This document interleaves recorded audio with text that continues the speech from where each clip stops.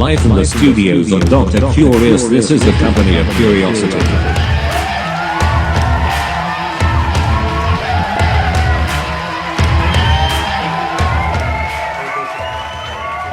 अस्सलाम वालेकुम नाज़रीन, प्रोग्राम बज़्म तजस्सुस के पहले एपिसोड में खुशामदीद।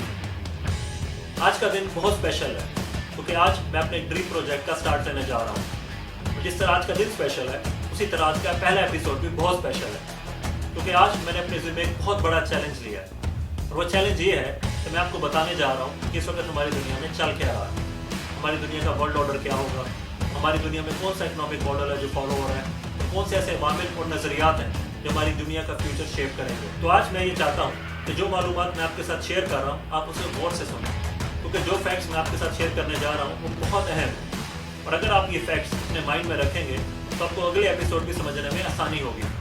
मैं अल्लाह ताला से दुआ करता हूँ कि अल्लाह ताला ये काम हमारे लिए भी आसान करे और साथ ही साथ मैं आपका भी शुक्रिया अदा करना चाहता हूँ कि सिर्फ आपकी सपोर्ट की वजह से है कि हम नई सीरीज स्टार्ट कर रहे हैं। तो आए इस ज़बरदस्त नोट के साथ अपने पहले एपिसोड का आगाज़ करते हैं।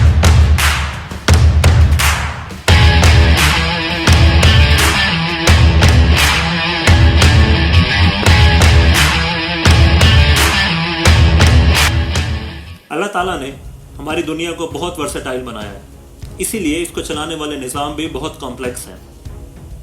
दुनिया के बारे में जानना एक बहुत ही मुश्किल काम है और उससे मुश्किल काम है उसको समझकर उसके बारे में एक वीडियो बनाना। तो इस सारे प्रोसेस के लिए मुझे एक फ्रेमवर्क की ज़रूरत थी। इसके लिए मैंने वर्ल्ड बैंक के वर्ल्ड डेवलपमेंट इंडिकेटर्स यानी दुनिया की तरक्की के इशारे इस्तेमाल किए हैं। वैसे तो ये बेशुमार इंडिकेटर्स हैं लेकिन मैंने इनमें से कुछ अहम सेलेक्ट किए हैं ताकि आपके लिए प्रोग्राम को आसान और दिलचस्प बनाया जा सके। तो आज के इस पहले एपिसोड में हम 3 मेन इंडिकेटर्स पर बात करेंगे। सबसे पहला आबादी, दूसरे नंबर पर मईशत और तीसरे नंबर पर निज़ाम सेहत।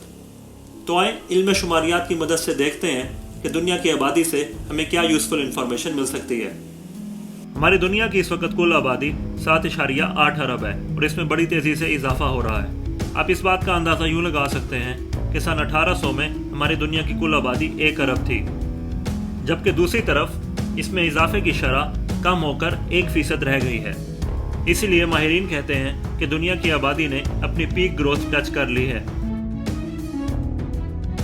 अगर आबादी की इस डिस्ट्रीब्यूशन को हम दुनिया के नक्शे पर देखें तो चाइना आबादी के लिहाज से दुनिया का सबसे बड़ा मुल्क है। चाइना की आबादी 1.4 अरब है, जबकि दूसरे नंबर पर इंडिया है जिसकी आबादी 1.35 अरब है।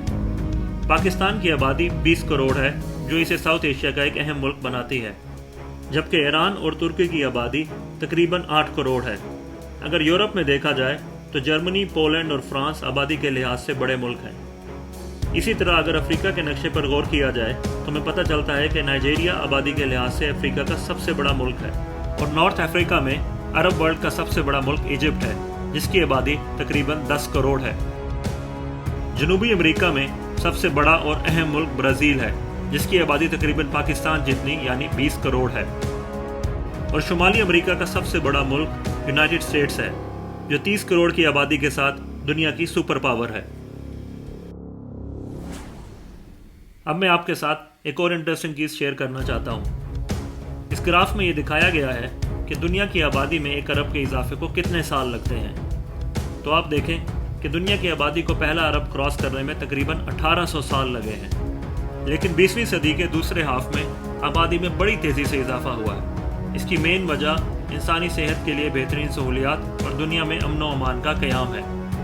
उसके बाद अगर आप गौर करें तो तकरीबन 12 से 13 साल लगे हैं हर 1 अरब को ऐड होने में, लेकिन 21वीं सदी के आखिर में आबादी की इस रफ्तार में और कमी आ जाएगी। अक़वाम मुत्तहिदा के अंदाजे के मुताबिक इस सदी के आखिर में हमारी दुनिया की आबादी 11 बिलियन तक पहुंचकर रुक जाएगी और इसमें इजाफा नहीं होगा। इसकी बड़ी वजह यह है कि आबादी की ग्रोथ मरने वालों की तादाद से कम हो जाएगी, जिसकी वजह से आबादी डिक्लाइन करना शुरू कर देगी। इसकी एक और अहम वजह औरतों में बच्चा पैदा करने की शरह की कमी है जो कि कम होकर 2.5% रह गई है। इसका मतलब यह है कि पूरी दुनिया में औसतन हर औरत 2 से 3 बच्चे पैदा करती है, जो कि इंसानी तारीख की सबसे कम सतह है। ये बात जानने के लिए कि कौन सा मुल्क कितना ताकतवर है हमें सबसे पहले उसकी आबादी पर गौर करना होगा, क्योंकि जिस मुल्क की आबादी ज़्यादा होगी उसके पास अफरादी कुव्वत भी उतनी ही ज़्यादा होगी। جس کا مطلب یہ ہے کہ اس کی ورک فورس بھی زیادہ ہوگی، اس کی کنزیومر مارکیٹ بھی بڑی ہوگی اور اس کی ملٹری بھی اتنی ہی طاقتور ہوگی۔ آبادی کے لحاظ سے دنیا کا سب سے بڑا ملک بننے کے لیے چائنا اور انڈیا میں ریس جاری ہے، جبکہ ابھی تک چائنا پہلے نمبر پر اور انڈیا دوسرے نمبر پر ہے، جبکہ تیسرے نمبر پر امریکہ، چوتھے نمبر پر انڈونیشیا اور پانچویں نمبر پر پاکستان ہے۔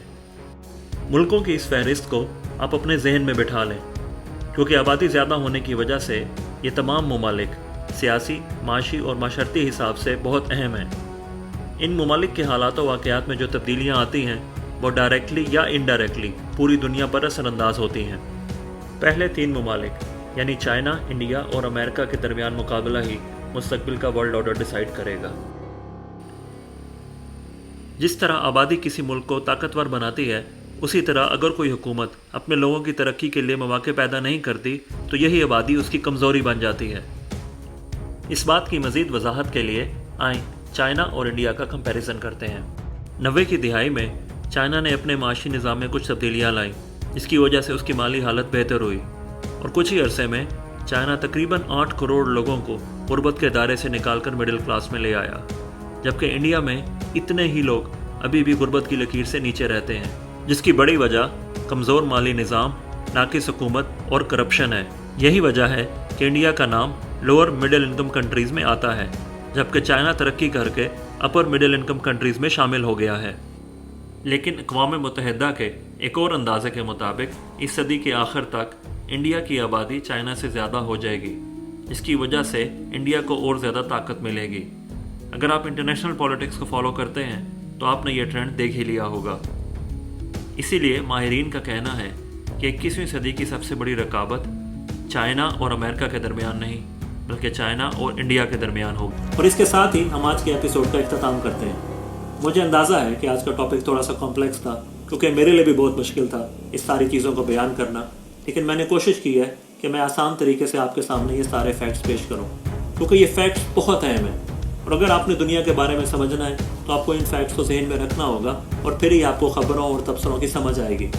تو امید کرتا ہوں کہ آج کا پروگرام آپ کو دلچسپ لگا ہوگا۔ اپنا فیڈ بیک ضرور دیں۔ انشاءاللہ آپ سے ملاقات ہوگی اگلے ایپیسوڈ میں، جس میں ہم ڈسکس کریں گے ٹیکنالوجی، نظام تعلیم، وسائل اور ماحولیات کے بارے میں۔ اپنا خیال رکھیں۔ اللہ حافظ۔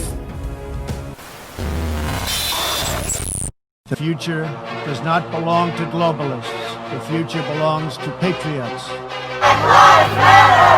Whole lives matter! Black lives matter! We are in this together, and we will get through this together. We will need even greater stores of resilience, patience, humility, and generosity in the months. If the future does not include being out there among the stars and being a multi-planet species, it's incredibly depressing if that's not the future that we're going to have. Stay hungry, stay foolish. Think on a planetary scale. Embrace the challenge we face. And do something we humans are very good at. Change the world.